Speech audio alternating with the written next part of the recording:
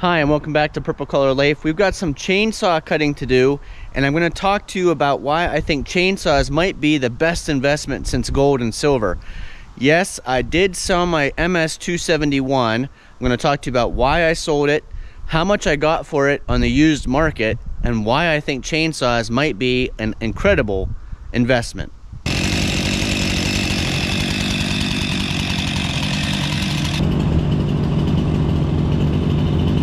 All right, we made it back into the woods where the next tree is that we need to cut up. This is some more of that oak that we had. Just a quick note though, if you're looking for Christmas gift ideas for people who cut firewood, a tape measure that they can keep with them on the UTV or tractor or whatever they take back into the woods that is a bright color like this, great idea. This is what I use to measure the wood. And then a box of chalk. This is how I mark the wood at 16 inches. Now I know there's other ways to do this. I always just go back to using either the bar or the chain that's 16 inches long. I do that probably 80% of the time. But if I'm really being specific, I use a piece of chalk and this nice bright tape measure. I'll put Amazon affiliate links to something like this down below if you're in need of gift ideas for people for Christmas.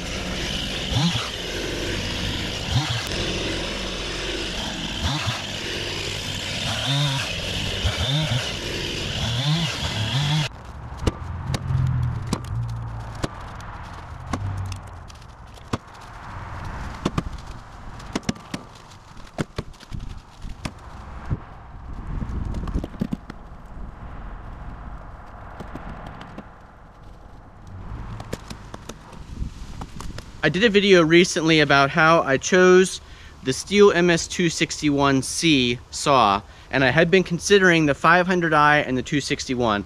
I'll put a link to that video up above explaining why I chose the 261. But as you know, I already had the MS290 Farmboss and the MS271 Farmboss. What drew me to the 261 was the power to weight ratio. So it's a lighter weight saw with more power than either of my other two saws.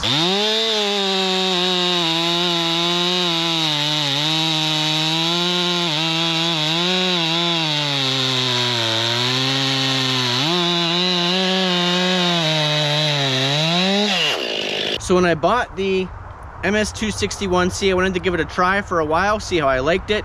But even when I bought it, I had a pretty good idea that I was going to be keeping this saw, keeping the MS290, and selling my MS271. In fact, I mentioned that in a previous video. I listed the MS271 for sale, and I wasn't exactly sure what to list it at. You know, the prices on like a Facebook Marketplace or a Craigslist, they are a wide gamut of prices. And there weren't any saws that were in as nice shape as my MS271. Even though I had used it for a couple of years, I take really good care of my equipment. I put it away clean. I always do the maintenance on it. So it was in really nice shape. I also don't abuse my equipment, so it still looked basically like brand new. So I knew what I had paid for the 271, and when I looked online at the current prices, and this is why I say maybe chainsaws are the best investment, because the prices have gone up drastically since when I bought it. And I was able to list it for more money than I bought it for. I actually had somewhat of a bidding war going on. I had a whole list of people message me right away and said, hey, I want to come get that saw. I get paid on Wednesday. And I just kept saying, look, first person here with the money. Then I had someone say, hey, I can come out, but not till 6 o'clock tonight. I can pay you what you're asking. And I was like, I will get home at 6:30. If you can wait till 6:30, I'll meet you there. That's what happened. So I sold that MS271 Farmboss that I had used for 2.5, almost 3 years for $375. That is more than what I paid for it when I bought it. So when I decided I didn't need 3 saws that are basically the same size, and that the 261 can do everything that my 271 was able to do, I thought the 271 was the best saw to go ahead and sell. I don't need 3 in the same size. Well, maybe it'd be nice to have more chainsaw, but I didn't really need the 271 at this time. So when I listed it for sale, my idea was not to try to make money on it. My idea was simply to try to recoup some of the money that I had spent on the MS261, and I actually did really well on that 271 reselling it. So who knows what this 261 will be worth in about 5 years. I plan on probably keeping this one the rest of my life. It's so powerful, so capable, so lightweight. But a lot of you in the comments to my 261 video have said I should be looking at the 400C, and I haven't ruled that out as a larger saw for the future. We'll just have to see how much I keep using this one and if there is a need for a larger saw in the future. There's also always still that 500i, the amazing fuel injected saw that I've been doing research on for about 4 years now. So for those of you who have a 271 and you've been considering the 261, I'd say look online in your area, see what those saws are going for. You might be able to get a pretty good price out of that MS271 Farmboss, and that would be a good down payment or deposit towards your savings towards the MS261. Having had both, I wish I had just got the 261 when I first bought the 271, but at the time I had a pretty limited budget, so I wanted to stick in that 271 price range. I always like having 2 saws because it seems if you only have one, you get bound up or you get in a situation where you wish you had a second saw. So for now, I've got the 261 and the MS290. Those are my 2 saws. This is definitely my new go-to saw. This is the one I grab every time I'm heading into the woods to cut firewood.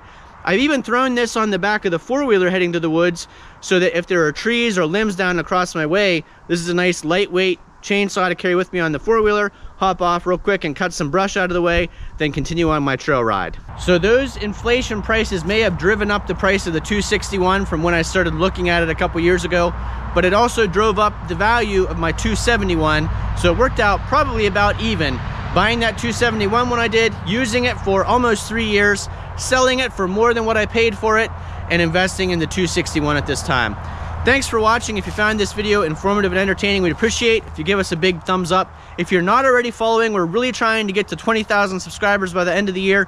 We still have about 1,000 subscribers to go. So if you enjoy videos about chainsaws, rural living, log splitters, tractors, this might be a great time to click that subscribe button and follow us along here on Purple Collar Life. Thanks for watching. We hope we see you again the next time.